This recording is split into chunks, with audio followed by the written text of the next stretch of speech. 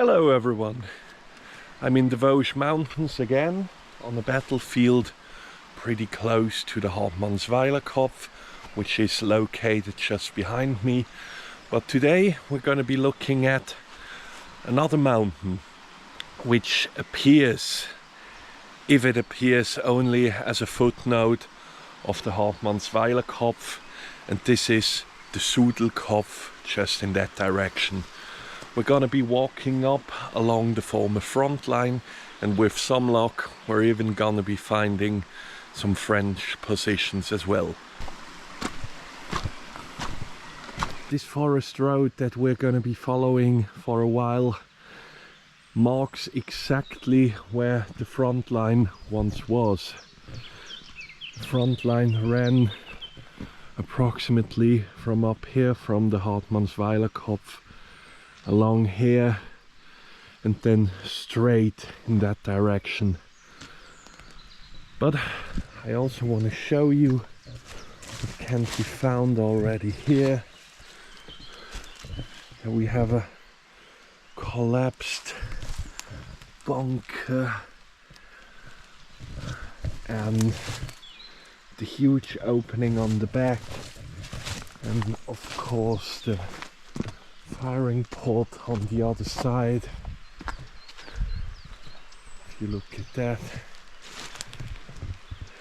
this one pretty much strikes me as a cannon emplacement. Here on the other side we have some sort of shelter. Look at the inscription. Yeah, that's barely illegible. This one says Stein, which means stone in English. That's the name of this position. We have here NCO, Rotenburger, Private, Stoll, and then we have the soldiers: Kemmler, Ammann, Rapp, Spies, Kriegser, Blauenburg. Beautiful. Now let's continue uphill. As we're ascending, I'm going to tell you a few little facts about this front line, the sector of the front line. So, as I told you, the front line ran along here, crossing the Hartmannswillerkopf. The Germans built various strong points along the front line in this specific sector. They had 14 strong points that we're going to be having a look at later on.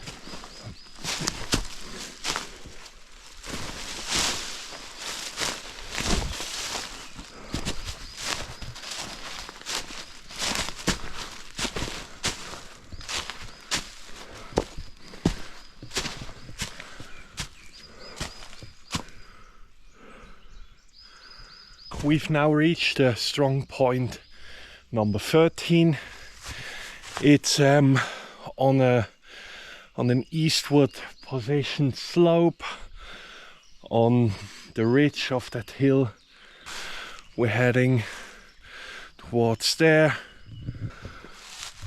But what I wanted to point out, this beautiful facade decoration. On top it says LIR, which stands for Landwehr Infanterieregiment. You can see the eagle sitting on the coat of arms, and there's even Gott mit uns, God with us. Beautiful. And here you can even see what remains of electric cables. Beautiful. So I'm assuming this could have been some sort of command post. Over there it has collapsed, but they even built in beautiful windows here, and of course a wooden door frame, and they made their shelters very cozy and comfortable. Now moving on to the next shelter. Wow.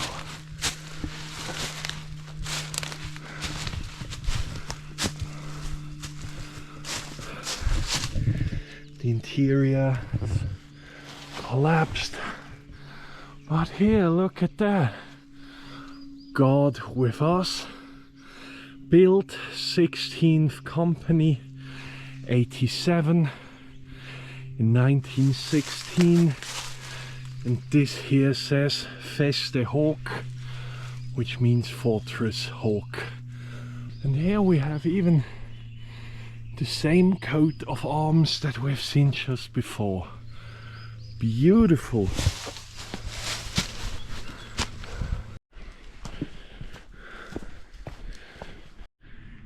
Here once again you can beautifully see the Hartmannswillerkopf, and back then the front line ran from this ridge over there down the valley and over this ridge here. Now we're looking for French positions. Let's see if we're successful.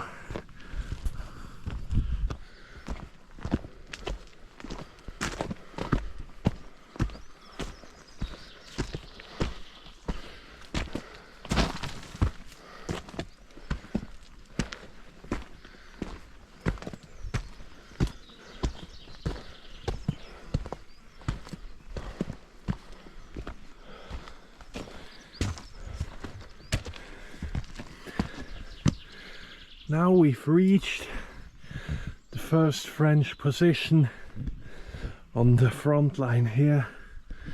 This one is called Abri Baratin, which means Baratin shelter, named after Captain Baratin. This inscription here says 10th Company, Captain Baratin, Lieutenant Bernot and Lieutenant Secco, March 30th, 1916. And obviously the inscription was made by R. Bellum. Beautiful.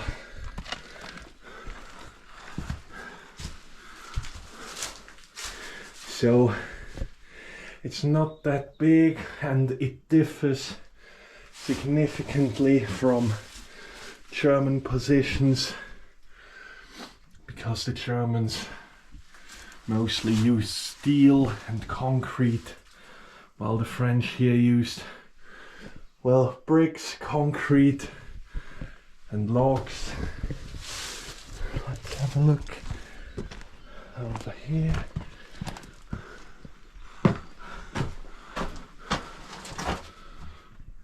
Decorated.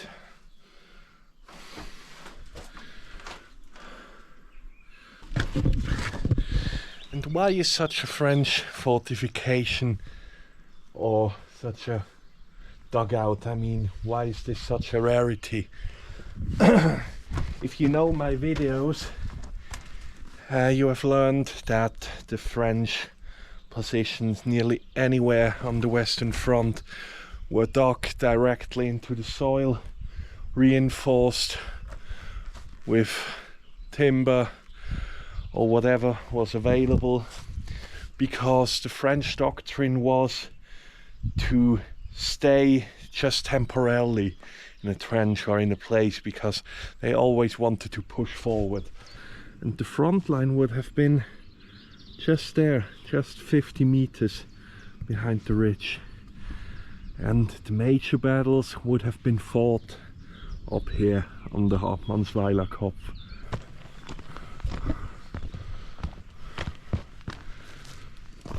We've now reached the floor of the valley. On this side were the French, and on this side the Germans. So we're basically walking in between the front lines. Now we're heading uphill here. There's still an ascent of, I don't know, 200 or 300 meters, at times pretty steeply, and then we're gonna be having a look at some very special German bunkers and tunnels.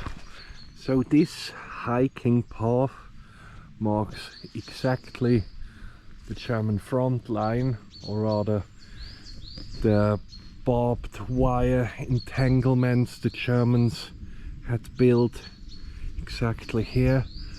So we're heading up through the forest to see if there can be found any German frontline trenches.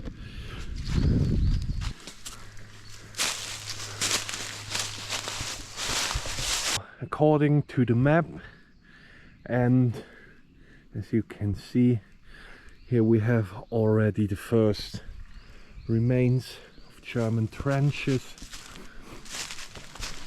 and well, according to the sources, around here must have been some observation posts, machine gun emplacements, and of course trenches. But if you look at the landscape, it's quite obvious that we have reached the German frontline trench.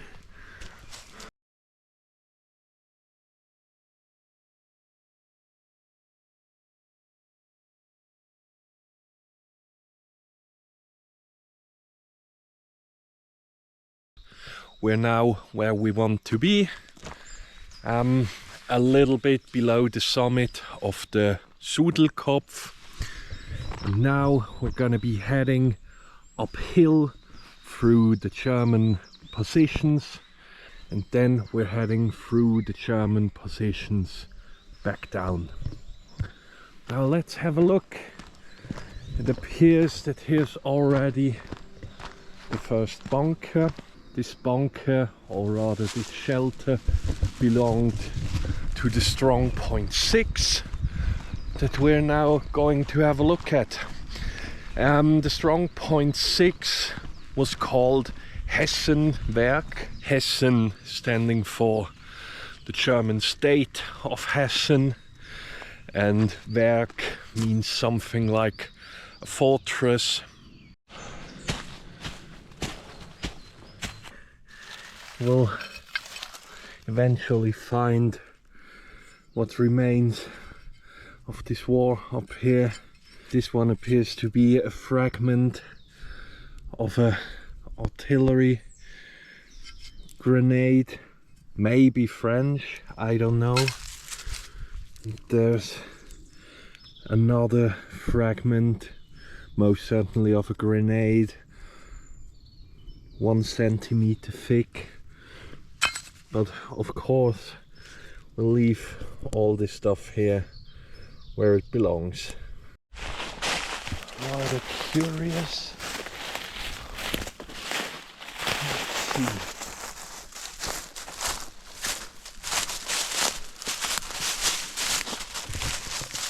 Well, this bunker appears pretty much destroyed. This piece I've just shown is totally collapsed. Maybe this specific position was hit by heavy artillery.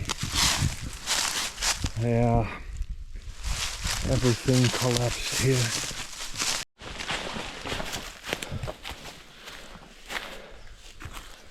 So we've just come across this very small collapsed shelter.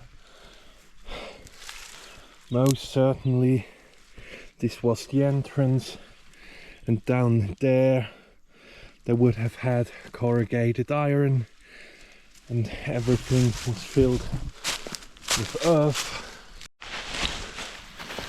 this one here, this looks quite intriguing.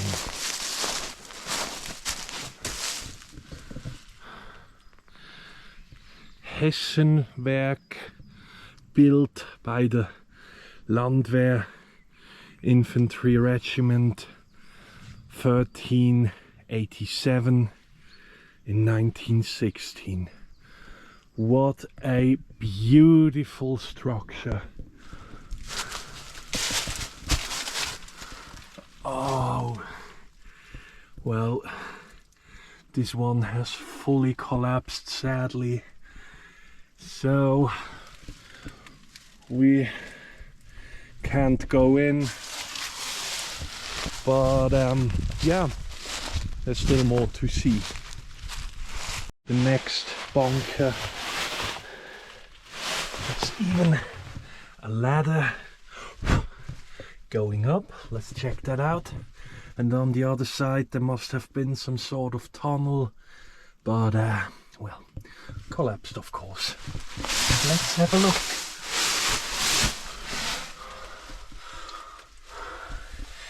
Yeah, here you could have popped your head out just to have a view over the landscape.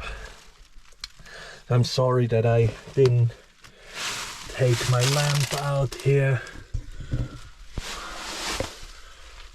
Everything should be fairly visible. On February 2nd, 1915, the French Chasseurs Alpins were able to take the Sudelkopf ridge, the summit just up there, and they were even able to hold it for a short amount of time. On the 11th of February, the Chasseurs Alpins even pushed further down that hill where they met the Germans. Well, during that battle, the French were even able to take the German fortified positions, even the ones we see here, even though these concrete bunkers were erected approximately 1 year later. But nonetheless, the French were able to take this whole area around here, and these battles ended with on the French side approximately 30 wounded and 6 dead, and on the German side we don't have solid numbers, but the only thing I was able to research was 50 men lost. That could mean anything.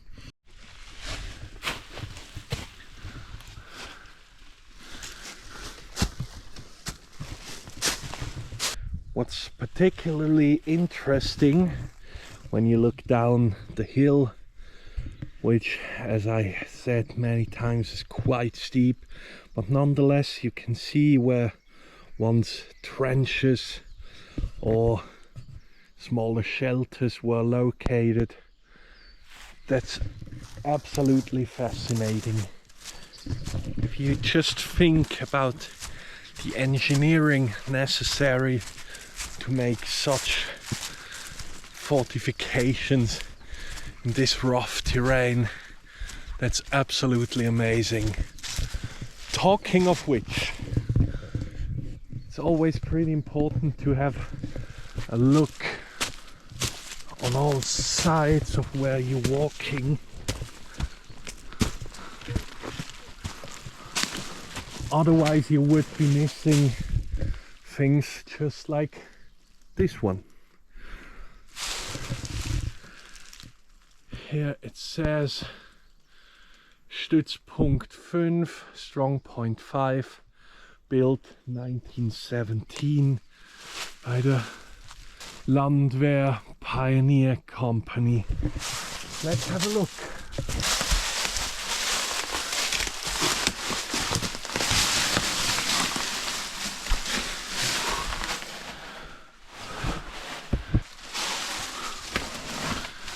Now that's amazing. Wow. This must have been, that's just an assumption, maybe a troop shelter.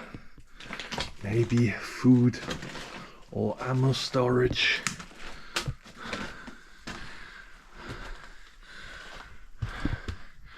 Look at that. That's bare rock.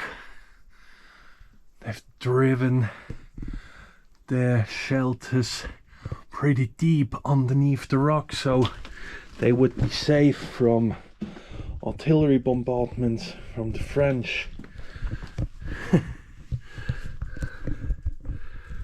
Now, of course, have the occasional fragments, maybe some cooking pot,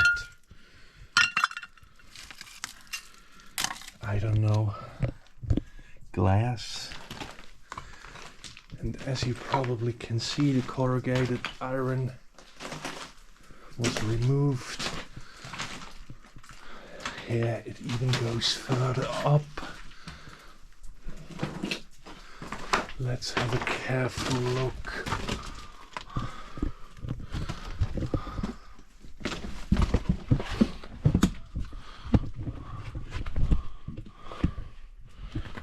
Okay, now this is absolutely amazing.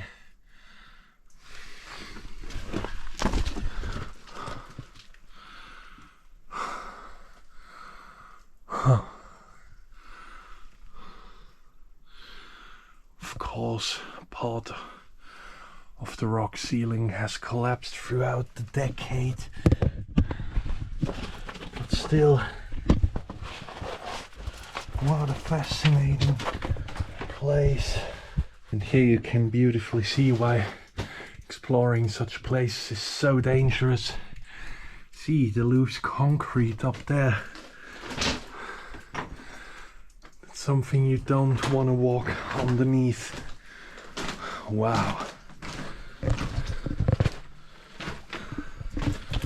And here, this once was an embrasure, most certainly for the carbine, I'm assuming. Wow. Here there's already the next position. Corrugated metal, shovel,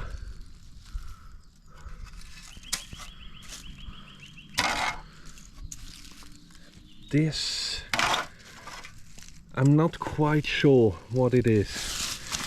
Could this be a stabilizer from a French trench mortar grenade? Or otherwise maybe just a part of a pickaxe. But here we have a second one.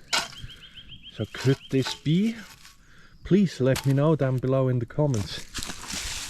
And now we're gonna be checking out this bunker.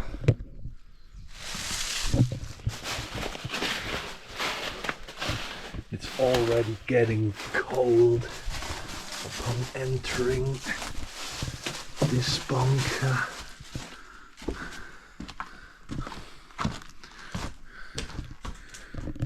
Well, here the corrugated iron is still in place.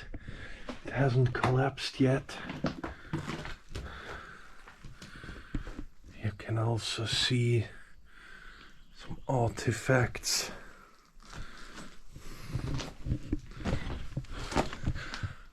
Ah, this is just another room, and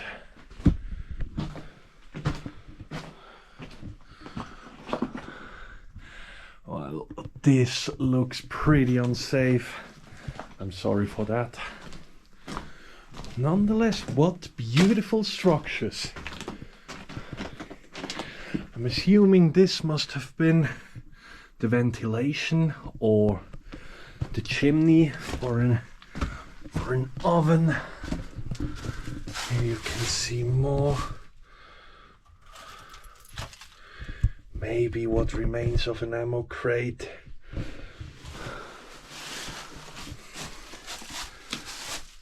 Look at the condition of the concrete.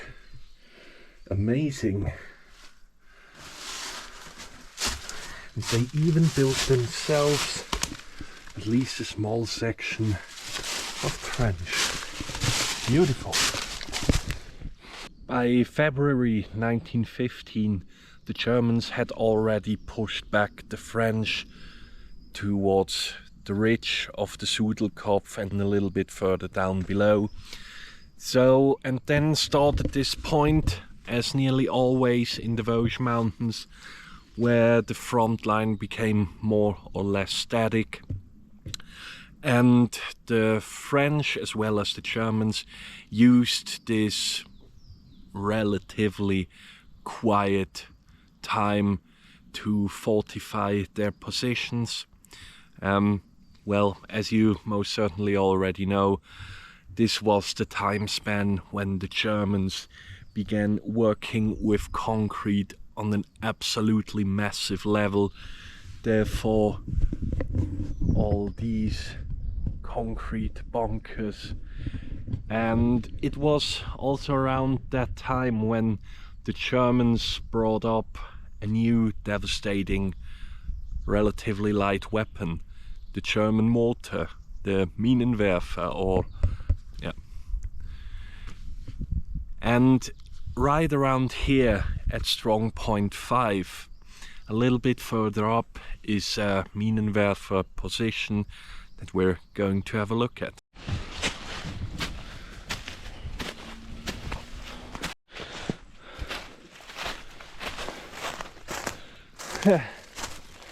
Now look at that. I don't know what this was for. Maybe some sort of piping, but interestingly, there's still this, I can't even remember how it's properly called for the barbed wire, but it's still in place. Beautiful. Of course, we leave everything as it is.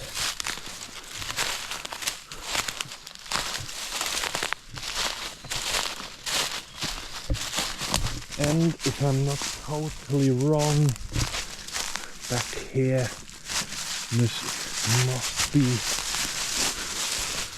the mortar position.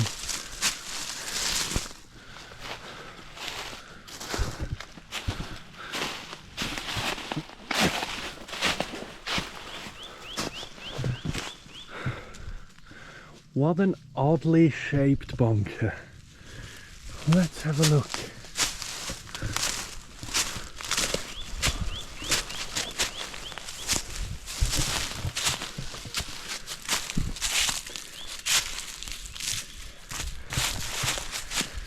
Yeah, that's it.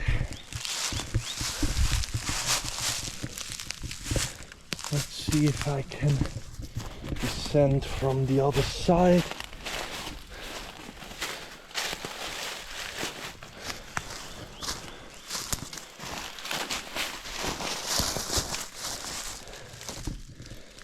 Down here would have been the base plate for the heavy mortar, so they could fire uphill. What an interesting bunker. Wow. Yeah.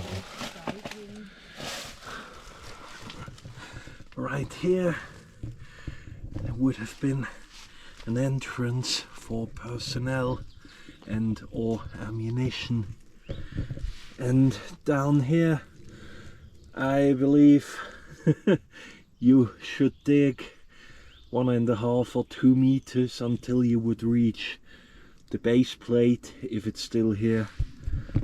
But still, what an interesting structure. Wow. Here you can see the trench coming up to this mortar position, and from here on they would have been able to cover a pretty huge range from around there to around here. And just assuming that they use the heavy 25 centimeter mortar, the German mortar of course, with their 50-kilogram grenades. They would have had an accurate firing range of around 500 meters from here, which was already sufficient to reach the French positions, but it had a maximum of 970 meters.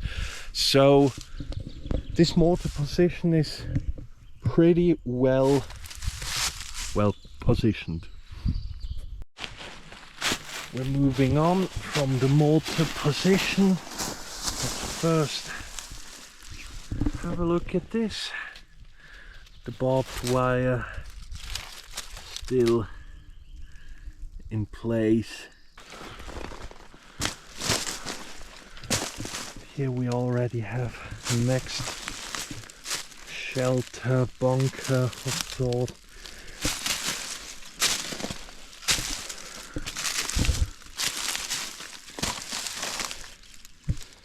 Nah, this one looks too narrow for me to fit through. I'm very sorry.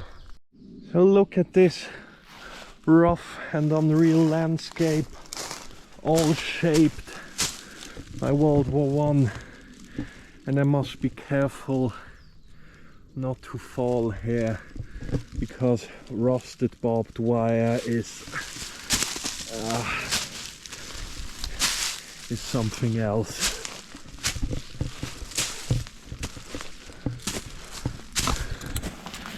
And also this is quite dangerous. Remember when I told you always to have a sharp eye around? Look at that. Now let's look for the entrance to that bunker.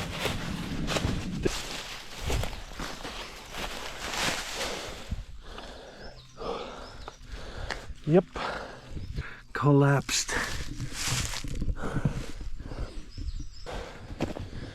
I'm very sorry for you guys watching, but that's the reality of these bunkers in these forgotten hills. Finally, we found an entrance. Here it says Strongpoint 4.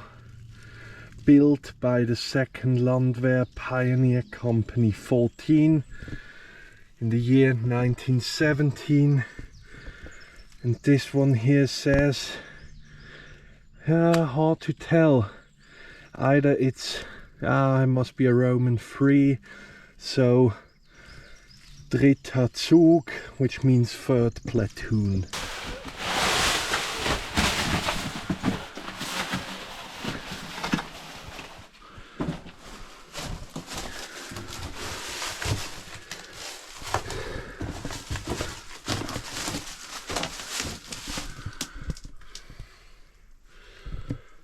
Wow, this appears to be the exact same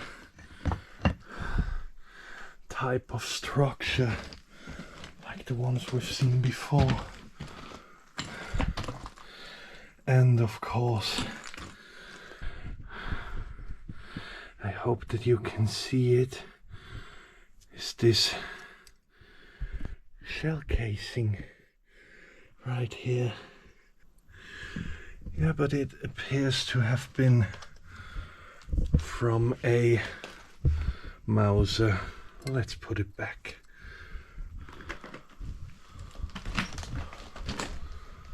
And here you can beautifully see the corrugated iron still in place.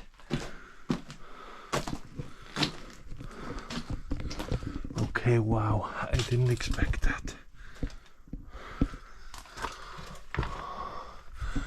Now this looks fairly dangerous.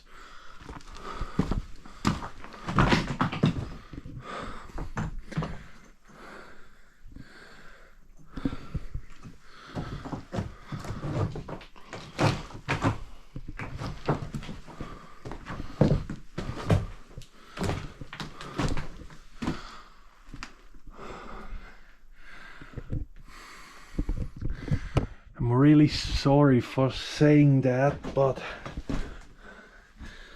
I sort of have a bad feeling walking in here. Down further there, everything has already collapsed.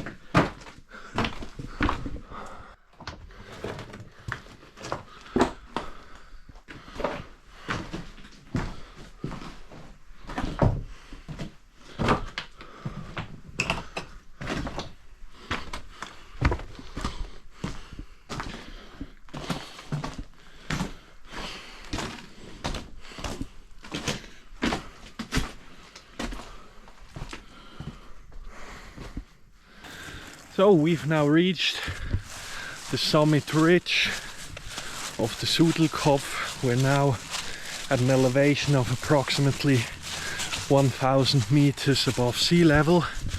Just for reference, we started at 400. And have a look at this area here. Everything is absolutely war-torn. You can see remains of trenches, craters, shell holes, collapsed underground structures. Yeah, just spotted something just like this. Because now we're approaching Strongpoint 0, which was, according to the record, the most important one for the Germans. Well, because it was located on the highest point of the Sudelkopf and therefore gave the best view of the valleys below and of course on the French lines. Let's see what can be found at Strongpoint 0. If I'm not totally wrong, this must be it. Strongpoint 0. Yeah, in fact it is.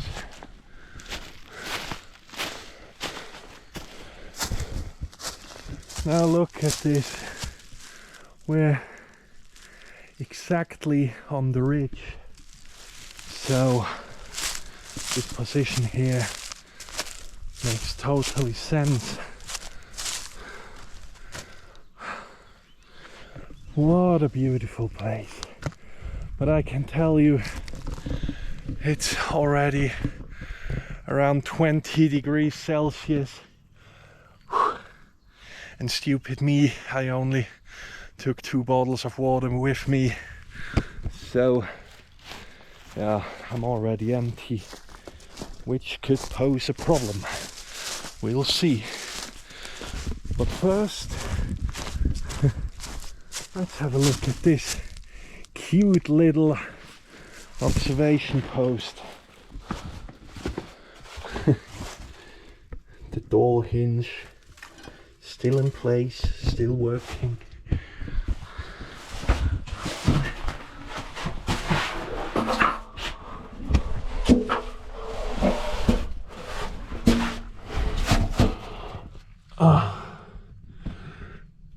And still the original wood. I have to be honest, it's very narrow and I'm 2 meters tall, so that doesn't make things quite easy. The French lines ran across there, down the valley, up where we came from, over there and back into the distance, and it was approximately 500 meters away from here. So the slits of this observation post is directed facing southwest. So, and down there there's already another bunker. Let's have a look. Also here must have been something, maybe a brick shelter, something like that. see. Because pretty close nearby must be, according to the map, another mortar position. And I think we might have found it. Wow.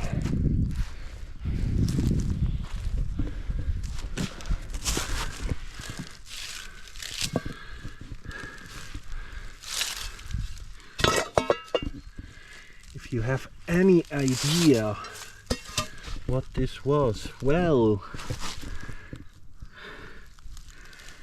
I strongly believe these pieces here must have been some sort of transportation cover for mortar grenades, but please let me know down below in the comments, because I can always be wrong, because I'm not a historian. So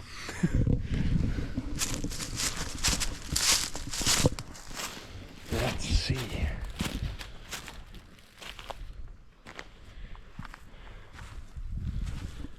There's some remains of something.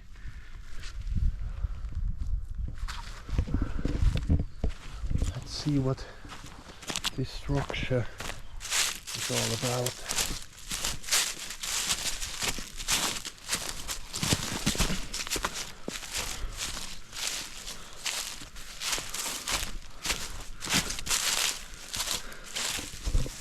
Here you can see there must have been a concrete block with an inscription, but most certainly has been destroyed, because sadly that's something that happens quite often, especially in these forgotten sectors of the Western Front.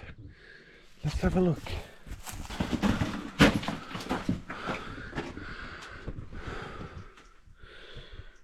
Okay.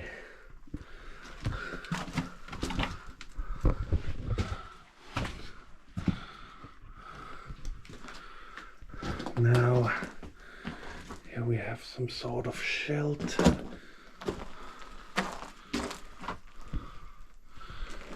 So let's be very careful here.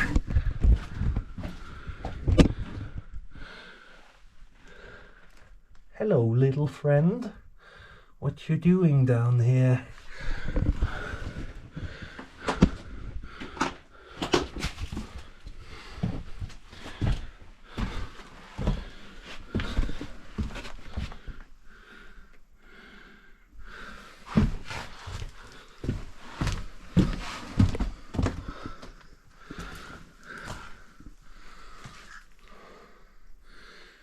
Well, appears to be the remains of an oven. Yeah, that's also something you rarely see.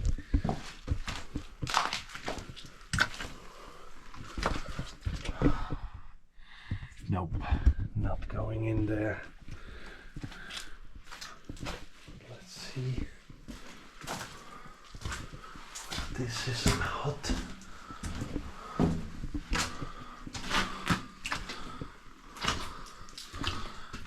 Look at that.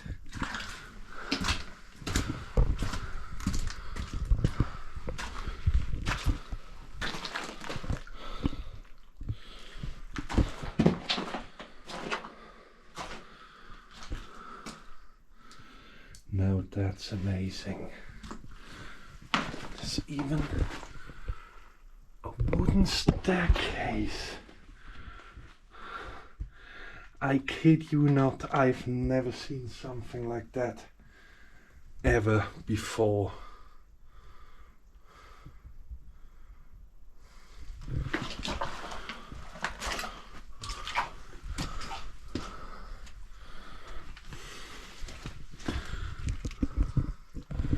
Nope, not going in there.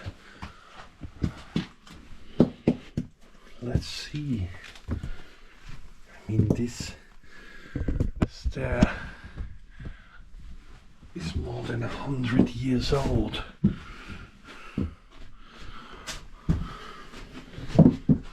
Whoop.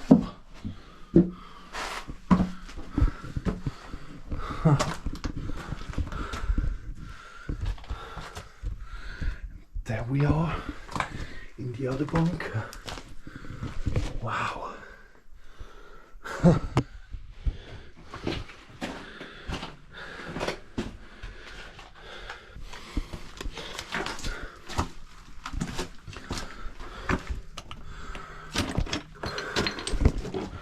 Let's see where we are.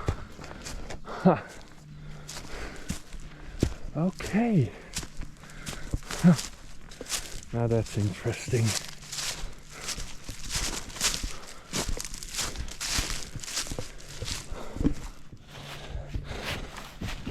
Guys, in all honesty, I've never seen something like this before. Ever. Wow.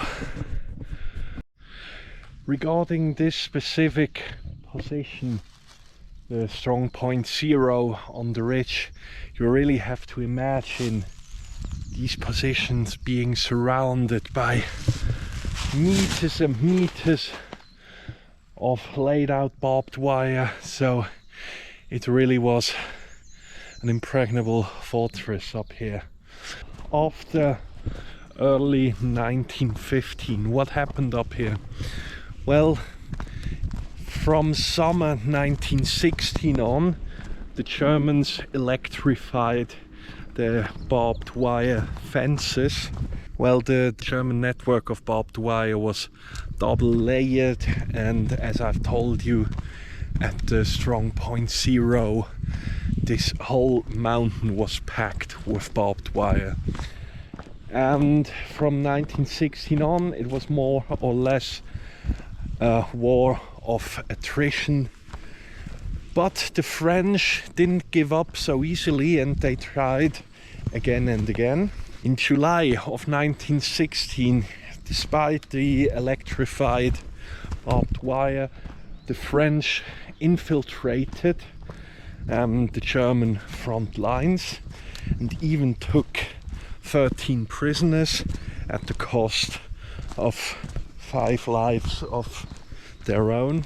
What is absolutely noteworthy is on the 25th of August 1917, the first gas alarm rang, or how should I say? Well, the first gas alarm in this area appeared. So the Germans back then had fired 18,000 mustard gas grenades onto the French.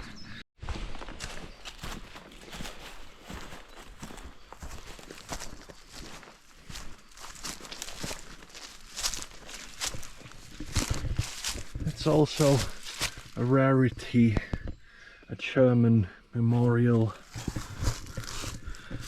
It says here are resting brave German warriors dedicated by K. Hochmüller. On November 24th, 1917, the German artillery located on the Hartmannswillerkopf shelled the French positions just nearby the Sudelkopf ridge with more than 2,500 grenades. Well, this bombardment was being returned by the French shortly later on.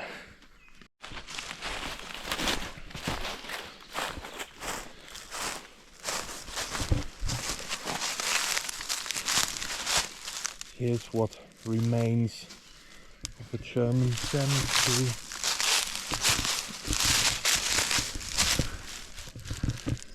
Sadly, the tombstone is in pretty bad shape, so it's nearly illegible. This one says here is resting Friedrich fell something.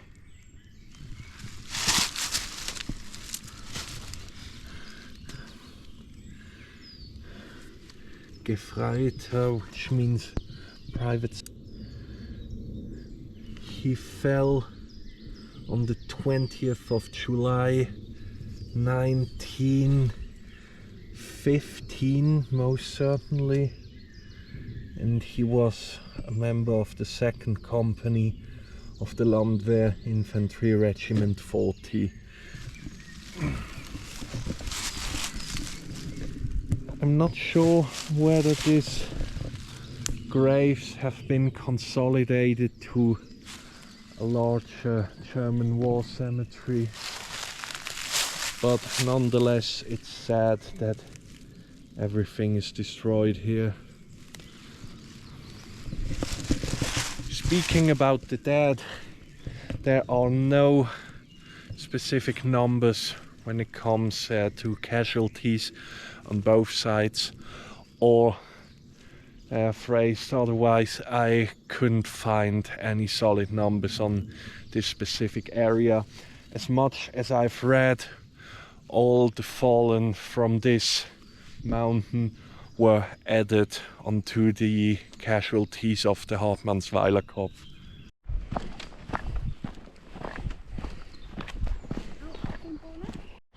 From January 1918 onwards, the French heavily relied on guerrilla warfare in this sector, so the only noteworthy battles were really small scale actions in different sectors along the front lines, but nothing more.